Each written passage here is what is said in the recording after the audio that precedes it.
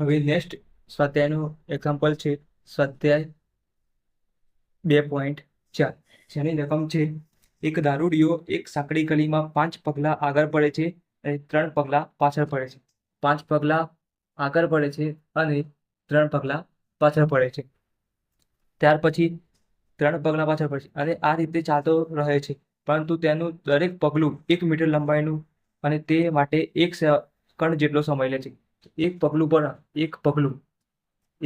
હોય તો એ 1 મીટરનું છે અને સમય કેટલો લે છે? સમય 1 સેકન્ડ લે છે.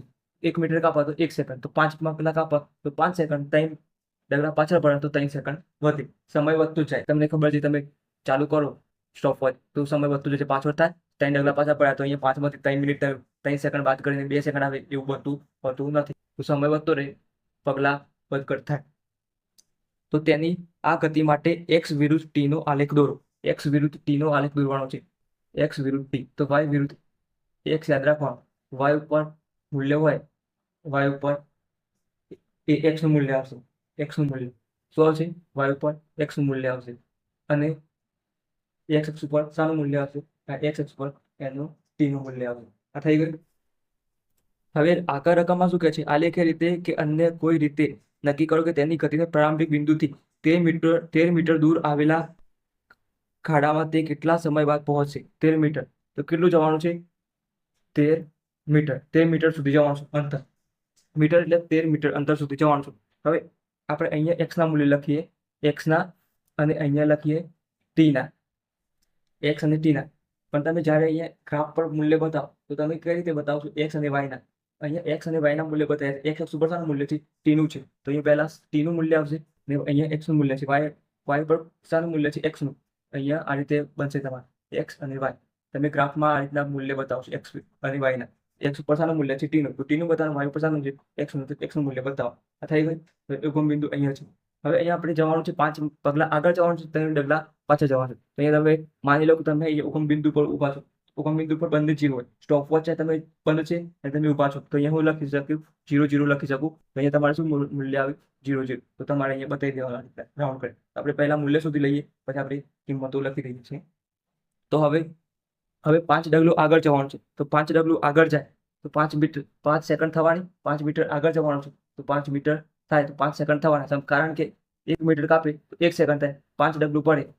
એક ડગલું કેટલા મીટરનું છે? 1 મીટરનું છે. એક પગલું 1 મીટરનું છે, તો 1 સેકન્ડ લે. તો 5 ડગલા પડે તો અહીંયા કેટલી સેકન્ડ લે? 5 સેકન્ડ લે. તો અહીંયા કેટલા થશે? 5 5. આ થઈ ગયું. ત્યાર પછી શું કહે છે? 5 પછી 3 ડગલા પાછા આવે છે. 3 ડગલા પાછા આવે, શું થાય છે? 5 ડગલા આગળ, 3 ડગલું પાછળ. 5 ડગલું આગળ, 3 ડગલું પાછળ. તો અહીંયાથી 3 બાદ કરી દઈએ તો કેટલા વધશે? 2 વધશે.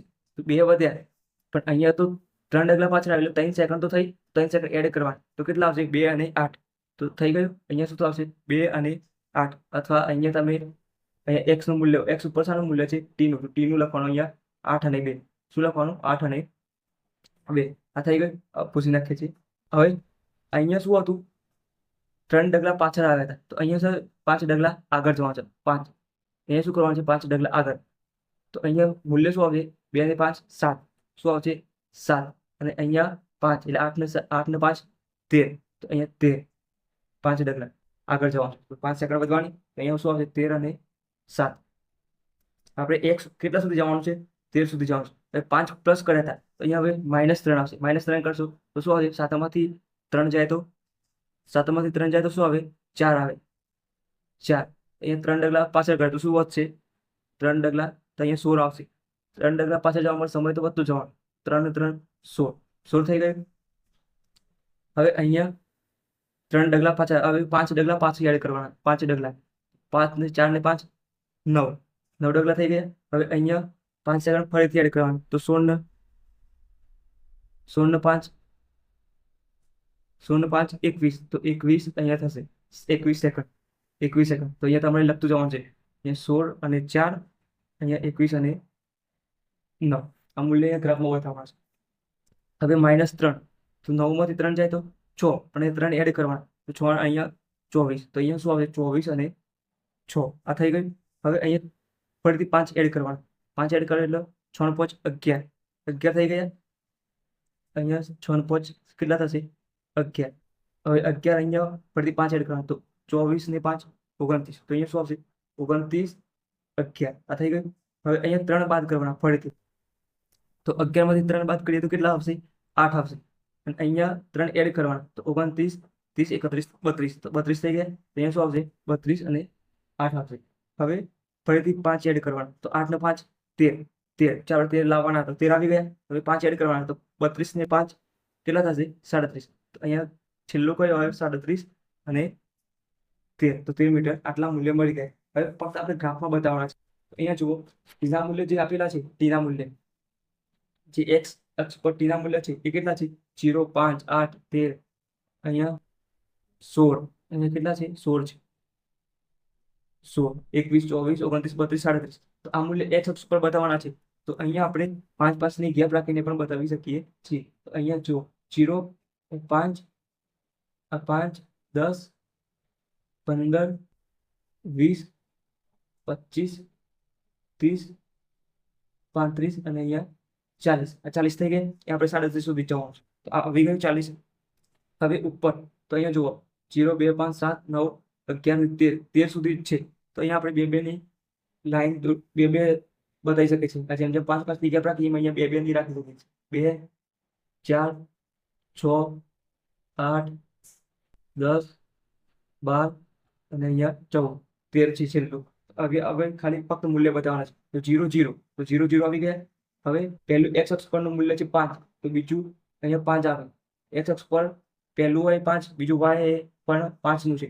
આ 5 થઈ ગયું. તો અહીંયાથી લાઈન ડ્રો કરતા કરતા જાઓ. વાય પરનું 5 અહીંયા થઈ ગયું. અહીંયાથી આ રીતના રાઉન્ડ બનાવી દેવાનું. ત્યાર પછી 8 અને 2, 8 છે એ એક્સ અક્ષ પરનું મૂલ્ય છે. તો અહીંયા 5 6 7 8, તો અહીંયા 8 અને 9 આવે. અહીંયા 8 નું મૂલ્ય અહીંયા આવે 8 નું. અહીંયા 2 છે, કયું છે 2, તો અહીંયા 2 આવી ગયું છે. તો અહીંયાથી 2 લાઈન ડ્રો કરો, અહીંયા મળે. અહીંયાથી રાઉન્ડ કરી આગળનું ભૂસી નાખો. આ થઈ ગયું. ત્યાર પછી 8 અને 2 આવી ગયા. 13 અને 7, તો 13 10 11 12 13, અહીંયા હશે 13 13 7 છે, તો 7 સુધી જવાનું. અહીંયાથી જવા જઈએ તો 7, તો અહીંયા 6 અને અહીંયા 7 આવશે. તો અહીંયાથી ફરીથી અહીંયા રાઉન્ડ કરી દો. આ પોઈન્ટ પડી જશે ગ્રાફના અંદર. પછી 16 અને 4, તો અહીંયા 15 ને 16 છે, અહીંયા 7 છે. તો અહીંયાથી 7 અહીંયાથી જશું, તો અહીંયા 6 અને 16 અને 4 છે, સોરી અહીંયા 16 અને 4, તો અહીંયાથી લાઈન ડ્રો કરશું તો અહીંયા 4 મળી જશે. અહીંયા લાઈન ડ્રો કરશું 16 અને 4, 16 અને 4 થઈ ગઈ. 21 અને 9, 21, તો અહીંયા 21 આવશે, 21 અને 9, તો અહીંયાથી આ 9 આવશે. આટલાથી 9 આ રીતના 21. આ લાઈન ડ્રોપ ભૂસી નાખજો, બસ લાઈન ભૂસી નાખવાની બધી. આ જે મળી ગઈ. કઈ જોઈએ આપણે 21 અને 9 જોઈએ. હવે 24 અને 6, તો 24 અહીંયા આવશે, 24 અને 6 અહીંયા આવશે, 6 અહીંયા છે, 6 અહીંયાથી આ રાઉન્ડ મૂકી દો. અહીંયા 24 અને 6 આ થઈ ગયું. પછી 29 અને 11, 29 અહીંયા આવશે, 11 છે આ ઘર છે, આ 11 અહીંયા આવશે, 11 તો અહીંયા 29 અને 11, તો અહીંયા 29 અહીંયા આવશે, 29 અને 11 અહીંયા આવશે 11 આ થઈ ગયું. 32 અને 8, તો અહીંયા 30 31 32 અને 8, અહીંયા 8 અહીંયા આવશે, 8 32 અને 8 અને 37 અને 13, 37 અહીંયા આવશે, 35 37 37 અને 13, તો 13 છે અહીંયાથી ઉપર, અહીંયાથી અહીંયા આ રીતના આવશે. ત્યાંથી તમારે શરૂ કરવાનો ગ્રાફ આ રીતના આવી જશે. તો આ ગ્રાફ હતો. આ રીતના ગ્રાફ દોરવાનો છે, જે એકદમ ઈઝી હતો. તમારે ફક્ત અહીંયા એક ડગલું યાદ રાખવાનું છે. એક પગલું ભરો તો 1 મીટર કાપે અને 1 સેકન્ડ જેટલો સમય લે છે. તો અહીંયા તમારે 5 ડગલું આગળ જવાનું છે અને 3 ડગલું પાછળ જવાનું છે. એટલે પગલા અથવા ડગલા. 5 ડગલું આગળ જાઓ, 5 સેકન્ડ થવાનું, 5 મીટર અંતર કાપવાનું. 3 ડગલું પાછળ આવો, 3 મીટર અંતર કપાઈ જાય, પણ સમય કપાય નહીં, સમય તો વધતો જ રહે. તો અહીંયા જો 5 થયા, પછી અહીંયા 0, પછી 5 ડગલું છે, 3 ડગલું પડે તો 3 એડ થાય, ફરીથી 5 એડ કરે, ફરીથી 3 એડ કરે, તો સમય વધતો જ જાય. અને ડગલામાં તમે પગલું પડો છો, મીટર અંતર કપાય છે. તમે આગળ જાઓ છો, અહીંયા 5 મીટર જાય, 5 મીટર 3 મીટર પાછળ અંતર કપાઈ ગયું. તમે અહીંયાથી અહીંયા ગયા અને અહીંયા 3 મીટર આવ્યા, પહેલા અહીંયા હતા, અહીંયા પહોંચે, પછી અહીંયાથી પાછા 5 મીટર આગળ છે, 3 મીટર આવ્યા, અહીંયાથી આ રીતના તમે જોશો. એટલે અંતર કપાય છે પણ સમય તો વધુ જ રહેવાનો છે. તો એકદમ ઈઝી દાખલો હતો, આવડી જાય એવો હતો. તો વિડીયોને ના ખબર પડી હોય તો વિડીયોને ફરીથી જોઈ શકો છો, તો તમને વધારે ખબર પડશે.